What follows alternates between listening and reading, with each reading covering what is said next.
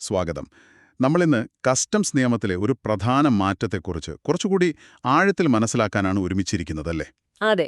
നിങ്ങൾ തന്നെ customs act 1962 ചില രേഖകൾ നമ്മുടെ കയ്യിലുണ്ട്. ഇതിൽ തന്നെ ആ ഇലക്ട്രോണിക് ക്യാഷ് ലെഡ്ജർ വഴിയുള്ള പണമടക്കൽ രീതിയെക്കുറിച്ചുള്ള ഭാഗങ്ങളാണ് നമ്മൾ പ്രധാനമായും നോക്കുന്നത്. അപ്പം നമ്മുടെ ഇന്നത്തെ ഒരു ലക്ഷ്യം എന്താണെന്ന് വെച്ചാൽ, ഈ നിയമത്തിൽ താരതമ്യേന പുതിയതെന്ന് പറയാം, ഈ ചാപ്റ്റർ 7A, അതായത് സെക്ഷൻ 51A, അതിൽ പറയുന്ന ഇലക്ട്രോണിക് ക്യാഷ് ലെഡ്ജർ, ഈ ECL എന്ന സംവിധാനമില്ലേ, അതിനെക്കുറിച്ചൊരു വ്യക്തമായ ധാരണയുണ്ടാക്കുക എന്നതാണ്.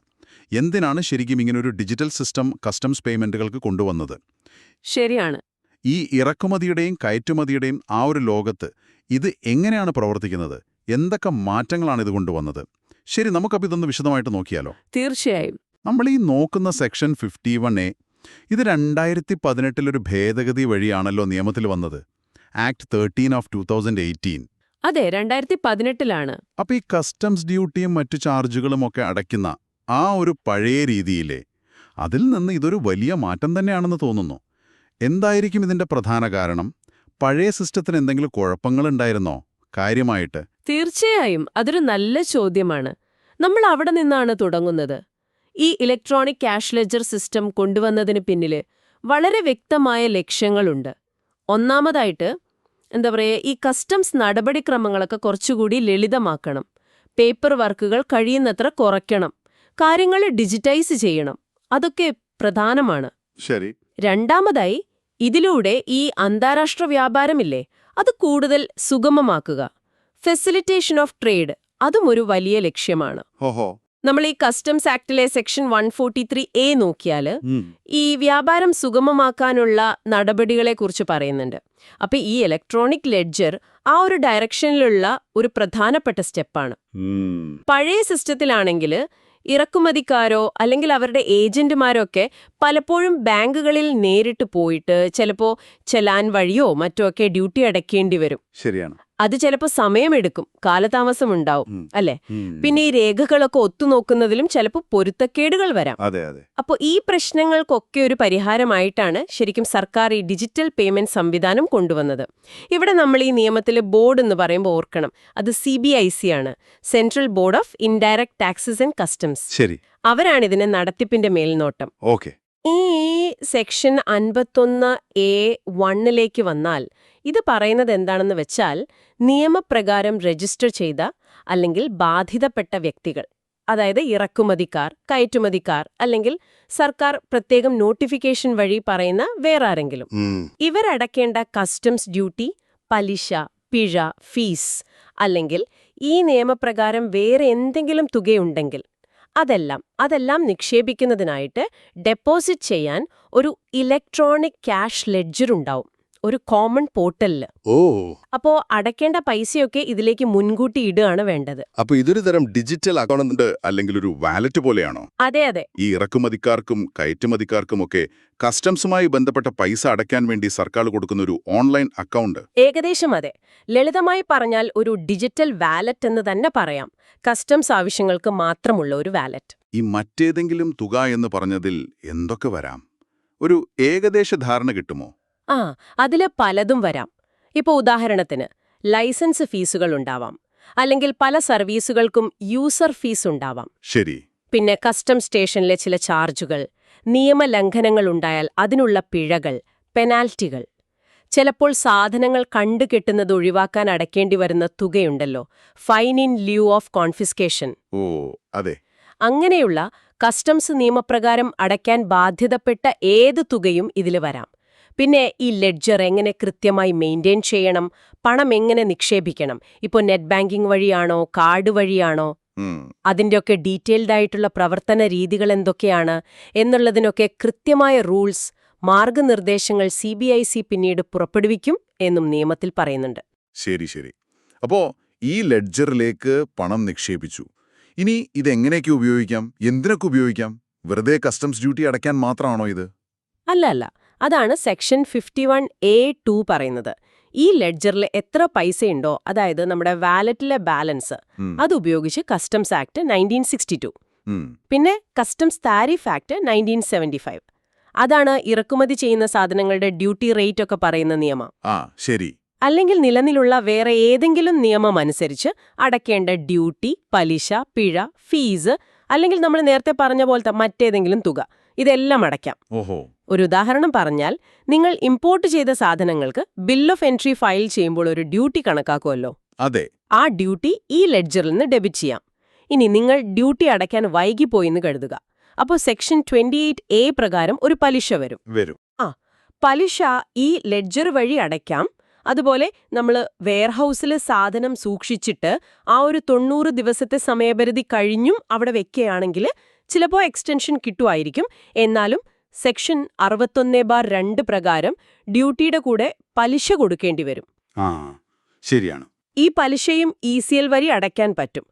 ഇനി എന്തെങ്കിലും നിയമലംഘനം, അതിന് പിഴ ചുമത്തിയിട്ടുണ്ടെങ്കിൽ അതും ഇതിലൂടെ അടയ്ക്കാം. ചുരുക്കത്തിൽ പറഞ്ഞാൽ കസ്റ്റംസുമായി ബന്ധപ്പെട്ട ഏതാണ്ട് എല്ലാ പേയ്മെന്റ്സും ഈ ഒരൊറ്റ ലെഡ്ജർ വഴി തീർക്കാൻ പറ്റും. ഇത് തീർച്ചയായും കാര്യങ്ങൾ എളുപ്പമാക്കുമോ എന്ന് തോന്നുന്നു, അല്ലേ? ഒരിടത്ത് പണം വെച്ചാൽ പല ആവശ്യങ്ങൾക്ക് എടുക്കാം. പിന്നെ ഇത് 24/7 ലഭ്യമാവുമോ, ഓൺലൈൻ ആയതുകൊണ്ട്? അതെ.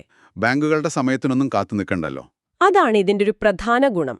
ഡിജിറ്റൽ സിസ്റ്റത്തിന്റെ എപ്പോ വേണമെങ്കിലും ഓൺലൈനായിട്ട് പണം ലെഡ്ജറിലേക്കിടാം, പേയ്മെന്റുകൾ നടത്താം.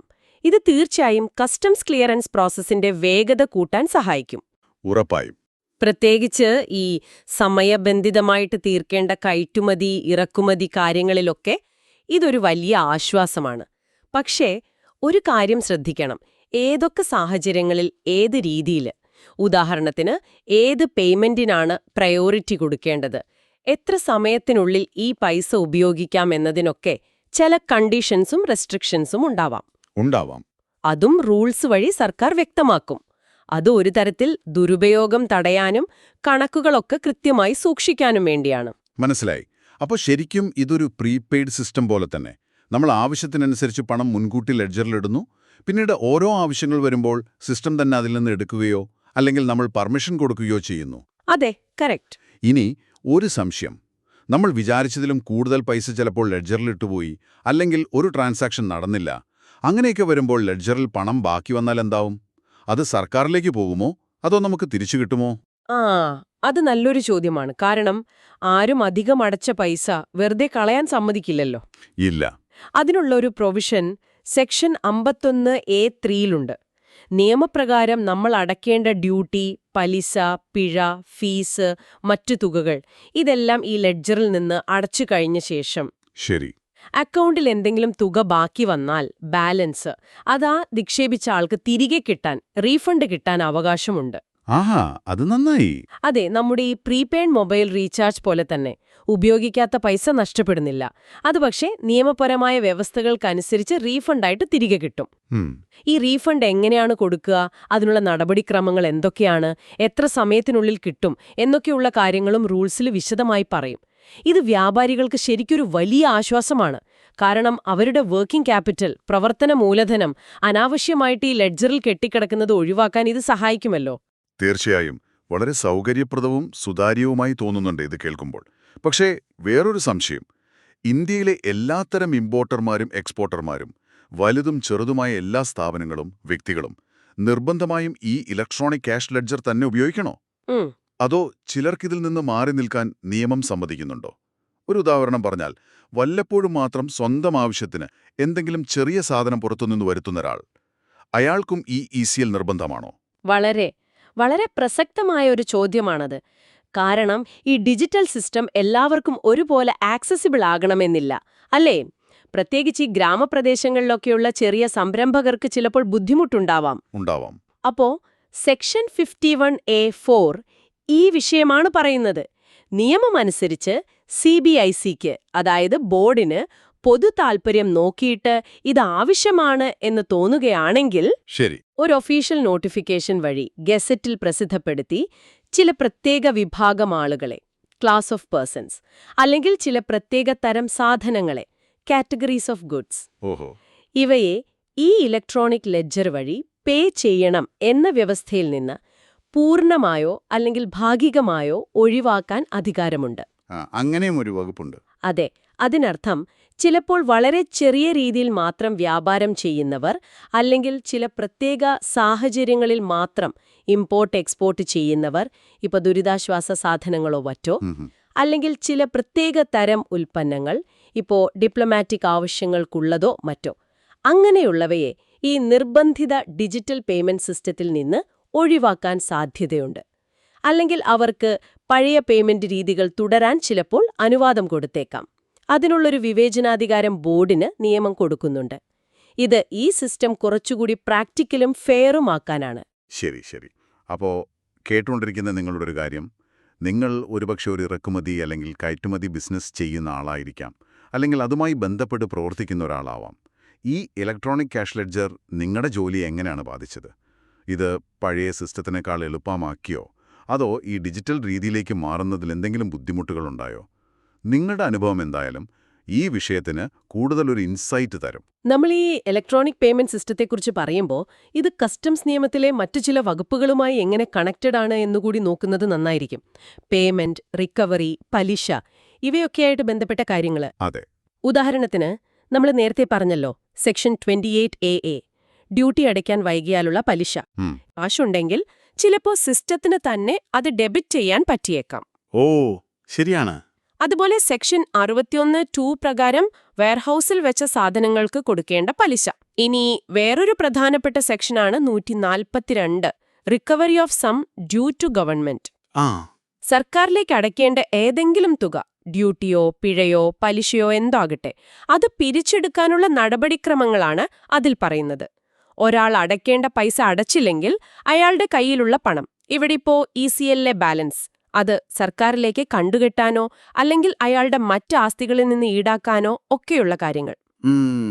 ECL വന്നതുകൊണ്ട് ഈ റിക്കവറി നടപടികളുടെ ഭാഗമായിട്ട് ഈ ലെഡ്ജറിലെ തുക സർക്കാരിലേക്ക് മാറ്റുന്നത് കുറച്ചും കൂടി എളുപ്പമായേക്കാം. ചുരുക്കത്തില് ഈ ഡിജിറ്റൽ മാറ്റം കസ്റ്റംസ് നിയമത്തിലെ പേയ്മെന്റ്, പലിശ, റിക്കവറി തുടങ്ങിയ പല ഭാഗങ്ങളെയും സ്വാധീനിച്ചിട്ടുണ്ട്, ഒരുപക്ഷെ കൂടുതൽ കാര്യക്ഷമമാക്കിയിട്ടുണ്ട് എന്നും പറയാം. ഇപ്പോൾ GST നിയമത്തിലും ഇതുപോലെ ഇലക്ട്രോണിക് ലെഡ്ജറുകളുണ്ടല്ലോ, ക്യാഷ് ലെഡ്ജർ, ക്രെഡിറ്റ് ലെഡ്ജർ എന്നൊക്കെ പറഞ്ഞ്. അതെ അതെ. അതുമായിട്ട് താരതമ്യം ചെയ്യുമ്പോൾ കസ്റ്റംസിലെ ഈ ECLന് എന്തെങ്കിലും വ്യത്യാസങ്ങളുണ്ടോ, അല്ലെങ്കിൽ സമാനതകളാണോ കൂടുതൽ? നല്ലൊരു പോയിന്റാണ്. GSTയിലെ ആ ഇലക്ട്രോണിക് ലെഡ്ജറുകളുടെ അതേ ഒരു തത്വത്തിൽ തന്നെയാണ് ശരിക്കും കസ്റ്റംസിലെ ECLലും പ്രവർത്തിക്കുന്നത്. അതായത് പേയ്മെന്റുകൾ ഡിജിറ്റൈസ് ചെയ്യുക, സുതാര്യമാക്കുക എന്നുള്ളതാണ് ലക്ഷ്യം. ശരി. എന്നാൽ ചില വ്യത്യാസങ്ങളുണ്ട്. GST എന്ന് പറയുന്നത് പ്രധാനമായും ഒരു ഡൊമസ്റ്റിക് ടാക്സ് ആണല്ലോ. അവിടെ ഇൻപുട്ട് ടാക്സ് ക്രെഡിറ്റ്, ITC, അതൊരു പ്രധാനപ്പെട്ട കാര്യമാണ്. അതിനായിട്ട് പ്രത്യേകം ക്രെഡിറ്റ് ലെഡ്ജറും ഉണ്ട്. കസ്റ്റംസ് ഡ്യൂട്ടികൾ പ്രധാനമായും ഇമ്പോർട്ടിന്റെ മുകളിലാണ് വരുന്നത്. ചിലപ്പോൾ എക്സ്പോർട്ടിനും വരാം. ഇവിടെ ഇൻപുട്ട് ക്രെഡിറ്റ് സിസ്റ്റം GSTയിലേതുപോലെയല്ല. അതുകൊണ്ട് കസ്റ്റംസിൽ ഒരു ഇലക്ട്രോണിക് ക്യാഷ് ലെഡ്ജറാണ് കൂടുതൽ പ്രധാനം. നമ്മൾ അടയ്ക്കേണ്ട തുകകൾ, ഡ്യൂട്ടി, ചിലപ്പോൾ IGST, കോമ്പൻസേഷൻ സെസ് ഒക്കെ ഇമ്പോർട്ടിൽ വരും. അതെല്ലാം ഈ ക്യാഷ് ലെഡ്ജർ വഴിയാണ് പ്രധാനമായും അടയ്ക്കുന്നത്. അപ്പോൾ ആ ടാക്സുകളുടെ സ്വഭാവത്തിലും അന്താരാഷ്ട്ര വ്യാപാരവുമായി ബന്ധപ്പെട്ട പ്രൊസീജറുകളിലും ഒക്കെ വ്യത്യാസമുള്ളതുകൊണ്ട് ലെഡ്ജറുകളുടെ പ്രവർത്തനത്തിൽ ചെറിയ വ്യത്യാസങ്ങളുണ്ടാകാം. എങ്കിലും ബേസിക് ഐഡിയ ഒന്നാണ്: ഡിജിറ്റൽ പേയ്മെന്റ്. അപ്പോൾ നമ്മൾ ഇത്രയും നേരം സംസാരിച്ചതിൻ്റെ ഒരു ആകെത്തുക എന്താണ്? ഇന്നത്തെ നമ്മുടെ ഈ ഒരു ചർച്ചയിൽ നിന്ന് കസ്റ്റംസ് ആക്ടിലെ സെക്ഷൻ 51A മനസ്സിലാക്കിയ പ്രധാന കാര്യങ്ങൾ നമുക്കൊന്ന് ചുരുക്കി പറഞ്ഞാലോ? പറയാം. 2018 ഭേദഗതി വഴി വന്നു ഇലക്ട്രോണിക് ക്യാഷ് ലെഡ്ജർ. കസ്റ്റംസ് ഡ്യൂട്ടിയും മറ്റ് ചാർജുകളും അടയ്ക്കാനുള്ള ഒരു നിർബന്ധിത ഡിജിറ്റൽ സംവിധാനം. ശരിയാണ്. ഇറക്കുമതിക്കാര്, കയറ്റുമതിക്കാര് അങ്ങനെയുള്ളവർ ഈ ലെഡ്ജറിലേക്ക് ആവശ്യമായ പണം മുൻകൂട്ടി നിക്ഷേപിക്കണം. അതെ. ഈ ലെഡ്ജറിലെ ബാലൻസ് ഉപയോഗിച്ച് കസ്റ്റംസ് ഡ്യൂട്ടി, പലിശ, പിഴ, ഫീസ് തുടങ്ങി നിയമപ്രകാരമുള്ള ഏതാണ്ടെല്ലാ പേയ്മെന്റുകളും നടത്താൻ പറ്റും. ഉപയോഗം കഴിഞ്ഞിട്ട് ബാക്കി പൈസയുണ്ടെങ്കിൽ അത് റീഫണ്ടായി തിരികെ കിട്ടാനും വകുപ്പുണ്ട്. ഇതിന്റെ എല്ലാം ലക്ഷ്യം വ്യാപാരം എളുപ്പമാക്കുക, നടപടിക്രമങ്ങൾ വേഗത്തിലാക്കുക, സുതാര്യത ഉറപ്പാക്കുക എന്നൊക്കെയാണ്. അതേസമയം ചില പ്രത്യേക സാഹചര്യങ്ങളിൽ ചിലരെയോ ചില സാധനങ്ങളെയോ ഇതിൽ നിന്ന് ഒഴിവാക്കാൻ CBICക്ക് അധികാരവും കൊടുത്തിട്ടുണ്ട്. അതെ. ഇവിടെ നമ്മൾ ശ്രദ്ധിക്കേണ്ട ഒരു കാര്യം, ഈ ഡിജിറ്റൽ സിസ്റ്റം പേപ്പറിൽ നോക്കുമ്പം വളരെ എഫിഷ്യന്റ് ആണ്, വളരെ അട്രാക്റ്റീവ് ആണ് എന്നൊക്കെ തോന്നുമെങ്കിലും ഇതിന്റെ ഒരു പ്രാക്ടിക്കൽ ഇംപ്ലിമെന്റേഷനിൽ ചില വെല്ലുവിളികൾ ഉണ്ടാവാം, അല്ലെങ്കിൽ ഒരുപക്ഷെ ഇപ്പോഴും ഉണ്ടാവാം. നിങ്ങൾ നേരത്തെ സൂചിപ്പിച്ച പോലത്തെ കാര്യങ്ങൾ. ഉദാഹരണത്തിന് രാജ്യത്തെ എല്ലാത്തരം ഇറക്കുമതി കയറ്റുമതിക്കാർക്കും, പ്രത്യേകിച്ച് ഈ റിമോട്ട് ഏരിയയിലുള്ള ചെറിയ ആൾക്കാർക്ക്, സ്ഥിരമായിട്ട് ഇന്റർനെറ്റ് കണക്ടിവിറ്റി, കമ്പ്യൂട്ടർ സൗകര്യം, പിന്നെ ഇത് ഉപയോഗിക്കാനുള്ള ഒരു ഡിജിറ്റൽ ലിറ്ററസി, ഇതൊക്കെ എത്രത്തോളം ലഭ്യമാണ് എന്നുള്ളതൊരു ചോദ്യം തന്നെയാണ്. ശരിയാണ്, അതൊരു വലിയ കാര്യമാണ്. അതുപോലെ ലക്ഷക്കണക്കിന് ട്രാൻസാക്ഷൻസ് നടക്കുന്ന ഒരു ഓൺലൈൻ പ്ലാറ്റ്ഫോം ആകുമ്പോൾ അതിന്റെ ടെക്നിക്കൽ സ്റ്റെബിലിറ്റി, സിസ്റ്റം എത്രത്തോളം സ്റ്റേബിളാണ്, ഡേറ്റ സെക്യൂരിറ്റി, നമ്മുടെ വിവരങ്ങളുടെ സുരക്ഷ, പ്രൈവസി, ഇതൊക്കെ ഉറപ്പാക്കേണ്ടത് വളരെ അത്യാവശ്യമാണ്. അതെ അതെ. ഈ സൈബർ അറ്റാക്കുകൾക്കെതിരെ എത്രത്തോളം സേഫാണ് ഈ സിസ്റ്റം? ഇനി ടെക്നിക്കലായിട്ട് എന്തെങ്കിലും പ്രശ്നം വന്നാൽ അത് വ്യാപാരികളുടെ പ്രവർത്തനങ്ങളെ എങ്ങനെ ബാധിക്കും? പേയ്മെന്റ്സ് ഫെയിലായാൽ എന്ത് സംഭവിക്കും? ഇതിനൊക്കെയുള്ളൊരു ശക്തമായ ബാക്കപ്പ് സിസ്റ്റംസും സപ്പോർട്ടും ഉണ്ടെങ്കിലേ ഇതിന്റെ പൂർണ്ണമായ പ്രയോജനം കിട്ടൂ. തീർച്ചയായും അതൊരു വളരെ പ്രധാനപ്പെട്ട ഒരു പോയിന്റാണ്. ടെക്നോളജി മുന്നോട്ടു പോകുമ്പോൾ ഈ കാര്യങ്ങളൊക്കെ നമ്മൾ അഡ്രസ്സ് ചെയ്യേണ്ടി വരും. അപ്പോൾ കേൾക്കുന്നവർക്ക് ഒന്നുകൂടി ചിന്തിക്കാൻ വേണ്ടി ഒരു കാര്യം കൂടി ഞാൻ മുന്നോട്ട് വയ്ക്കട്ടെ.